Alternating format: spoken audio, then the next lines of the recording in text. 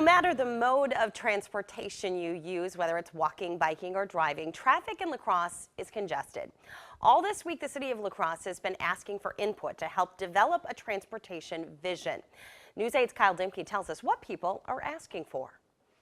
On the first day of designing a transportation vision for the city of La Crosse, over 100 people showed up and offered their input. At the beginning, it's a little bit like drinking out of a fire hose because you got a lot of information coming at you and you can't quite take it all in. But not long into the meeting, one message became very clear to transportation engineer Ian Lockwood. We're hearing a lot about creating a city that is much more equitable for pedestrians and cyclists and transit users. We are hearing a lot about how motorists are dominating the streets and creating barriers in the community. Lockwood says residents understand La Crosse is a busy area and there is always going to be traffic. But some La Crosse families tell him they're scared to cross all the busy streets in the city. I mean, you can see when you travel through La Crosse, there are some areas, some arterial roads, the busier roads, whether it's Mormon Coulee, South Avenue, or Losey, that are built for a bit more speed, and those then create the barriers in our neighborhoods and in our community where the folks that are biking or walking don't feel as safe.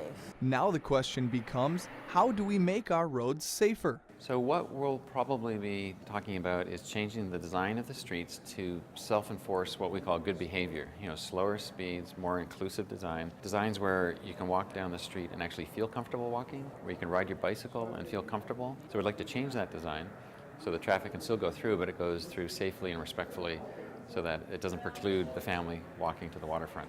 In La Crosse, Kyle Dimke, News 8.